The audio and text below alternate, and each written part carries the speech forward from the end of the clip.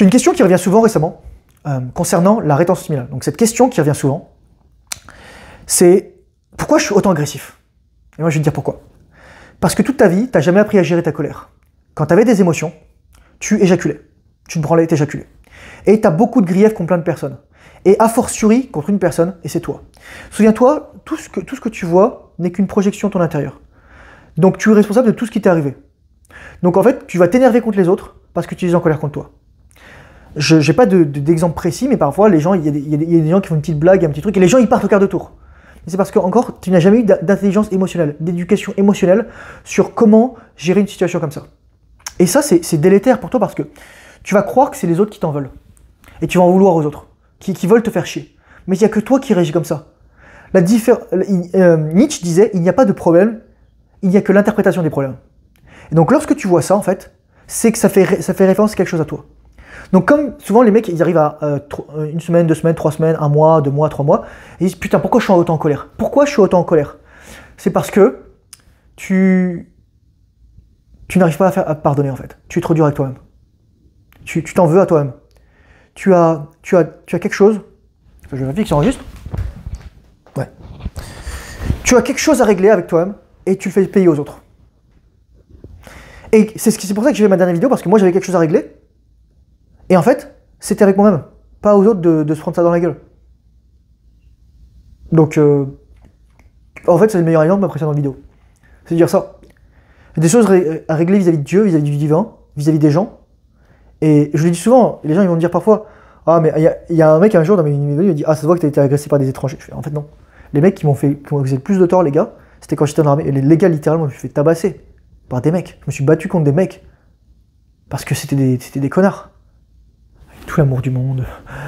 Désolé, pardon, merci, je t'aime. Mais vraiment, il y a des gens, à l'époque, je les appelais comme ça. Maintenant, bon, je comprends juste qu'ils étaient égarés. Mais c'était ces gens-là. Et c'était des Français de souche, quoi. Avec des particules. Et qui étaient dans l'armée, qui étaient des officiers, quoi. Donc, officiers, là, on va dire que les statistiques ethniques, elles sont assez homogènes, pour faire simple. Et voilà, c'est ça. C'est pour ça que tu es en colère. Et en fait, quand tu es en colère, tu te dis... Moi, en fait, je vais te dire, quand tu as de l'agression, c'est que tu as peur. L'émotion primordiale de toutes les émotions négatives, c'est la peur. Il n'y a que la peur et l'amour. Tu es en colère, tu as peur. Tu as de la haine, tu as peur. Tu as de la culpabilité, tu as peur. Tu as de la honte, tu as peur. Tu as de la tristesse, tu as peur. Tu as peur de perdre, tu as peur de ne pas être à la hauteur. Tu as peur que les autres ne t'aiment plus. Tu as peur que Dieu t'en veuille. Tu as peur de plein de choses. C'est juste de la peur. Tu as peur de ne pas survivre. Tu as peur qu'on te fasse du mal. Tu as peur qu'on te prenne des choses. Et la seule chose que tu puisses faire, c'est d'avoir de l'amour. Les gens, littéralement, lorsqu'ils ont peur de quelque chose, ça va se manifester. Ils manifestent leur peur, les gens. Et la meilleure chose à faire quand tu fais ça, c'est merci d'avoir la peur. Je te remercie de me donner ça, et je t'envoie de l'amour. C'est la meilleure chose que tu puisses faire. Et lorsque tu sens que tu es à quart de tour, parce que aussi tes hormones, elles changent un petit peu, lorsque tu es en rétention séminale, qu'est-ce que tu fais? Tu prends un step back. Tu prends un step back. Tu le transmutes. De l'agressivité. L'agressivité, c'est pas juste agressivité physique, violence, ça peut être aussi l'agressivité en mode avancé. Aggredior en latin, ça veut dire avancer vers. Et ça peut aussi être le mot progresser, régresser, c'est la même racine, les gars, qu'agresser. Donc tu peux transformer l'agression en progression, ou alors laisser t'amener en régression. À toi de voir, où est-ce que tu veux aller. Et régression, qu'est-ce qui suit la régression? Souvent, c'est la rechute, la relapse. Donc qu'est-ce que tu veux? Moi, j'ai posé la question. Transforme-moi l'agressivité, je deviens meilleur à la boxe, je travaille sur moi, je lis plus, je fais plus de live, je fais plus de vidéos, je gagne plus d'argent, j'investis plus d'argent, je fais de la pub, etc.